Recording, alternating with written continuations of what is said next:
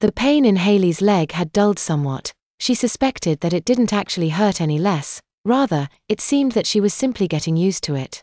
It was still horrifically uncomfortable, but at least she was now able to ignore the pain for long enough to allow other thoughts into her mind. Unfortunately, the thoughts that did come into her mind weren't any more pleasant.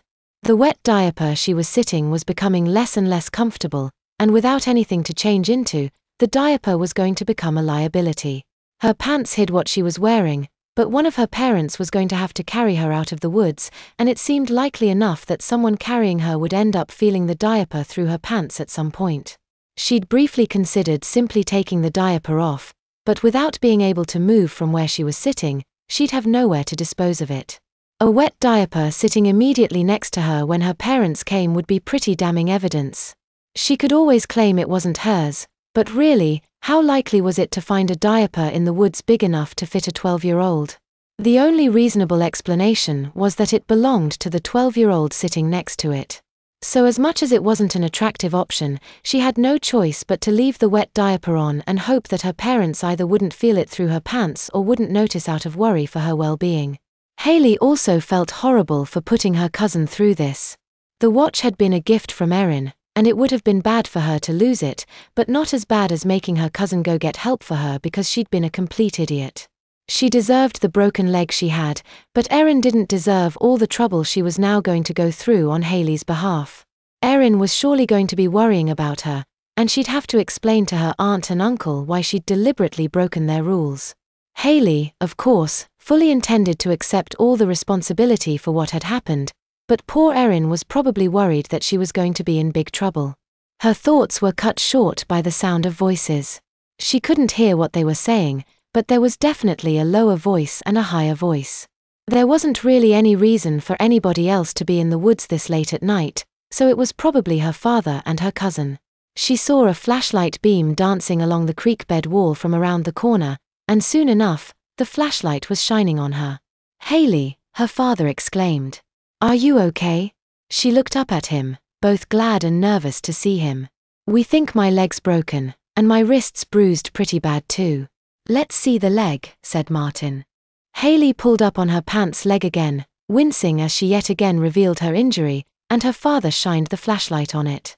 The skin around the bulge that the girls had looked at earlier was now beginning to turn very ugly colors. "Yeah, I'd say that it's broken," Martin said, motioning for her to put the leg of her pants back down. "We need to get you to a doctor." He placed the small strip of wood under her injured leg and used the cloth to tie it in place above and below the injury. It was just tight enough to make Hayley feel even more uncomfortable. "I'm sorry, Dad, I was stupid," she said, grimacing. "Hayley, this isn't the time for that. Right now, I just want to make sure you're okay. You said your wrist hurt too?" She held out her arm to her father. He shone the flashlight on the bruise. "I don't think it's broken, but it's kind of tender," she explained. "Can you move your fingers?" "Yes," she said, demonstrating for him. "We'll have the doctor look at that too, but I think you just bruised it pretty bad," said Martin. "Now let's get you back to the car."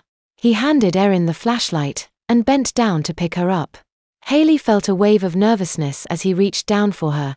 As much as she knew she needed to be carried out, she really didn't want him to feel what she was wearing in the process of carrying her. She needn't have worried, though. He picked her up with an arm behind her back and an arm under her knees, lifting her so that she was sort of sitting facing one side in front of him.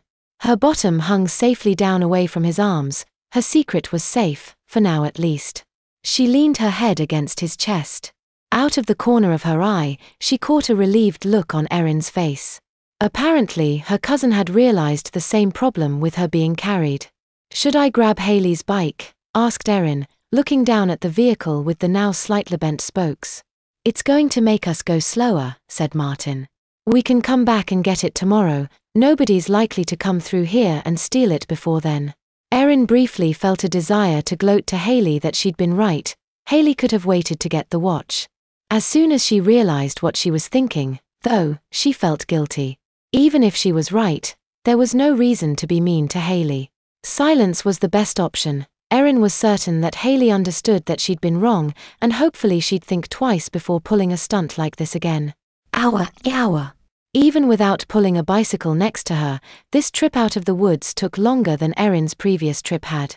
Hayley wasn't huge for her age by any means, but she was still old enough that her body wasn't significantly smaller than an adult's, so carrying her back to the road proved difficult for her father. They reached the car and he had Erin take the keys and open the back passenger door for him.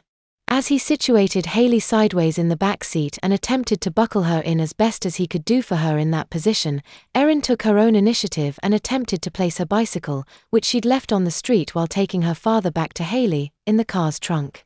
Luckily, her front tire didn't require any tools to remove, and she had the trunk closed again before her father was able to shut Hayley's door.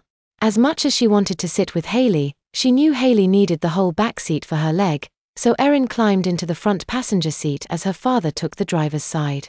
He handed her his wife's cell phone as he sat down. "I don't know the phone number of your aunt's friends," he said, turning the key in the ignition. "And for some reason she doesn't have it saved in her phone. I already looked. Just keep calling home to see if she's there yet." Erin tried a few times during the drive to the emergency room. Every time she did, she ended up hearing the answering machine, and she hung up. Between phone calls, she kept looking back at Hayley, who always managed to smile weakly at her but never said anything. She knew Hayley was still wearing the diaper from earlier, and was very glad that her uncle hadn't discovered what his daughter was wearing while he carried her, or at least, if he had, he hadn't said anything about it.